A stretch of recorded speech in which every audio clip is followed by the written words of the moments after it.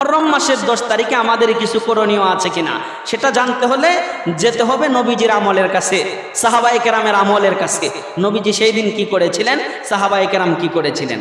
হাদিসের ভিতরে এসেছে আফজালুস সিয়াম বাদা রমাদান শাহরুল্লাহিল মুহররম।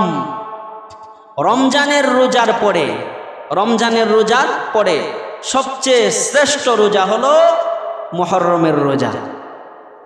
রমজানের রোজার পরে সবচেয়ে শ্রেষ্ঠ রোজা কোনটা? মুহররমের রোজা।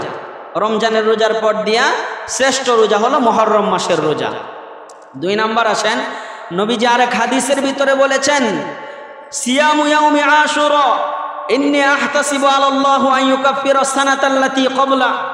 নবীজি বলেছেন আমি আল্লাহর কাছে আশাবাদী, যদি কোনো ব্যক্তি 10ই মুহররম, মুহররম মাসের 10 তারিখে রোজা রাখে, আল্লাহ তাআলা পূর্বের 1 বছরের গুনাহ আল্লাহ তাআলা তার আমলনামা থেকে মাফ করে দিবেন। আগে জানলাম মুহররম মাসের করণীয় কি। রমজানের পরে মুহররম মাসের রোজা হলো শ্রেষ্ঠ, মুহররম মাসের রোজা হলো শ্রেষ্ঠ। এই হাদিসের শেষ অংশে বলা হয়েছে ফরজ নামাজের পরে সবচেয়ে শ্রেষ্ঠ নামাজ হলো সলাতুল লাইল, তাহাজ্জুদ। সলাতুল লাইল, তাহাজ্জুদের নামাজ। এর মানে বোঝা গেল 10ই মুহররম আশুরার দিন যেটাকে বলা হয়, এই আশুরার দিনে 10ই মুহররমে আমাদের করণীয় হলো একটা রোজা রাখা। কয়টা রোজা রাখা? একটা রোজা রাখা। রোজা রাখলে লাভ কি? নবীজি বলেছেন পিছনের 1 বছরের গুনাহ আল্লাহ তাআলা মাফ করে দিতে পারেন। কিভাবে এই রোজাটা আসলো? সূচনা, নবীজি যখন মক্কাতুল মুকাররমা থেকে হিজরত করে মদিনায় গিয়েছেন, মদিনায় যাওয়ার পরে মদিনায় গিয়ে নবীজি দেখে ইহুদিরা রোজা রাখে, ইহুদিরা রোজা রাখে। নবীজি জিজ্ঞাসা করে ইহুদি ভাই আজকের দিনে তোমরা রোজা রাখো কেন?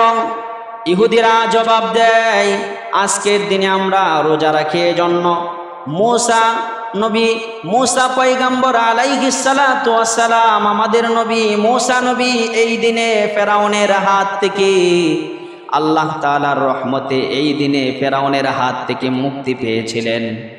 এই শুকরিয়া আদায়ার্থে আমরা এই 10 তারিখ রোজা রাখি। নবীজি যখন এই কথাটা শুনলেন, শোনার পরে রাহমাতুল লিল আলামিন নবীজি বলেন তোমরা যদি মুসা নবীর শরণার্থে এই 10ই মুহররম রোজা রাখতে পারো আর রোজা রাখো, তাহলে মুসা পয়গম্বর তো আমার ভাই, নবী হিসাবে একজন নবী আর একজন নবীর ভাই, তাহলে আমরা তো তার বেশি উত্তরাধিকারী। তোমরা যদি এই দিন মুসা নবীর শরণার্থে রোজা রাখো, শুকরিয়া আদায়ার্থে রোজা রাখো, তাহলে আমরাও এই দিন মুসা নবীর শরণে রোজা রাখব। নবীজি সেই দিন থেকে, পরের বছর থেকে নবীজি মুসা নবীর শরণার্থে এই 10ই মুহররম রোজা রাখা শুরু করে দিলেন। 9ম হিজরিতে আল্লাহ তাআলা নবীজিকে আদিষ্টিত করেছেন, হে পয়গম্বর আপনি ইহুদি খ্রিস্টানদের বিরোধিতা করুন, খালিফুল মুশরিকিন ওয়াল ইয়াহুদ, ইহুদি খ্রিস্টানদের বিরোধিতা করুন। তারা যেই দিন রোজা রাখে এই দিন আপনি রোজা রাখবেন, তবে আরেকটা আগে পিছে মিলায়া রাখবেন, তাদের বিরোধিতা করবেন।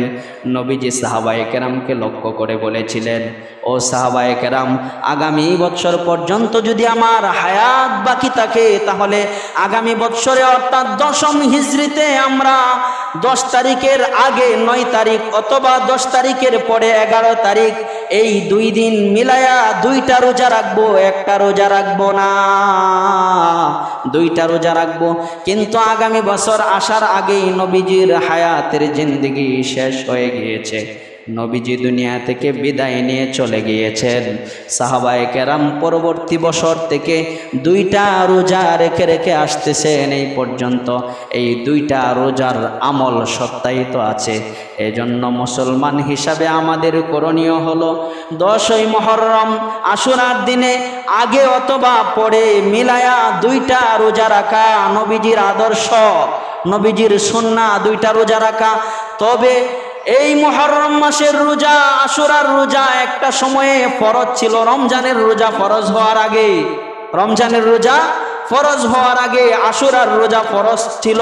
কিন্তু রমজানের রোজা যখন ফরজ করা হয়েছে, তারপরে আশুরার রোজার ফরজিয়াত আল্লাহ তাআলা বাতিল করে দিয়েছেন। ফরজিয়াত আল্লাহ তাআলা বাতিল করে দিয়েছেন, কিন্তু ফরজ বাতিল হয়েছে, কিন্তু আশুরার রোজার ফজিলত একটু কমে নাই। আল্লাহ তাআলা আশুরার রোজার ফজিলত রেখে দিয়েছেন, কিন্তু বিধান হিসাবে, ইসলামের বিধান হিসাবে মাসআলাগতভাবে আশুরার রোজা রাখার বিধান হলো মুস্তাহাব।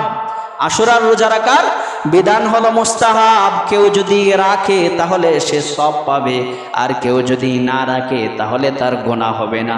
তবে আমরা যেহেতু নবীজির উম্মত, নবীজি যেহেতু আশুরার দিনে রোজা রেখেছেন, তাহলে উম্মত হিসাবে আমাদেরও দায়িত্ব হয়ে দাঁড়ায় সেই আমলটা করা।